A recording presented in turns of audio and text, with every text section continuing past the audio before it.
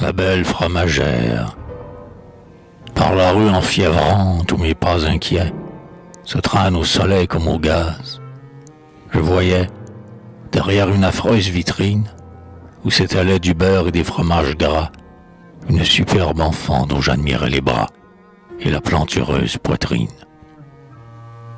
Le fait que jamais fille ne m'empoigna comme elle, et que jamais mon œil fou ne lorgna de beauté plus affriolante. Un nimbe de jeunesse ardente et de santé auréolait ce corps frais où la puberté était comme somnolente. Elle allait portant haut dans l'étroit magasin son casque de cheveux plus noir que le fusain, et, douce trotteuse en galoche, furetait d'un air gai dans les coins et recoins, tandis que les bondons jaunes comme des coins se liquéfiaient sous les cloches. Armé d'un petit fil de laiton, ses doigts vifs détaillaient prestement des beurres maladifs à des acheteuses blafardes, des beurres qu'on savait d'un rance capiteux et qui suaient l'horreur dans leur linge piteux, comme un affamé dans ses hardes. Quand sa lame entamait gruyère ou roquefort, je l'avouais peser sur elle avec effort, son petit nez frôlant les croûtes.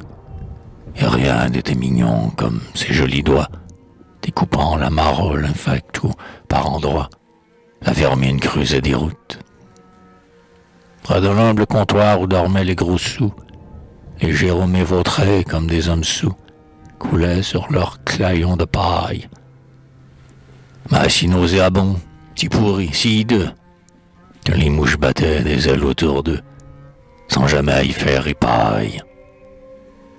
Ah, elle respirait à son aise, au milieu de cette âcre atmosphère où le roquefort bleu suintait près du chester exsangue, dans cet ignoble amas de cahiers purulents. Ravie, elle enfonçait ses beaux petits doigts blancs, qu'elle essuyait d'un coup de langue. Oh, sa langue, bijou vivant et purpurant, se pavanant avec un frisson vipérin, tout plein de charme et de hantise. Miraculeux corail humide et velouté, dont le bout si pointu trouait de volupté, ma chair, folle de convoitise.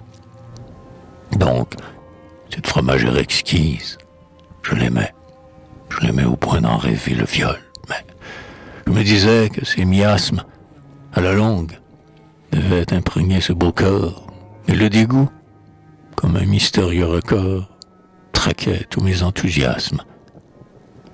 Et pourtant, chaque jour, rivés à ses carreaux, mes deux yeux la buvaient. En vain des livaros soufflait une odeur pestilente.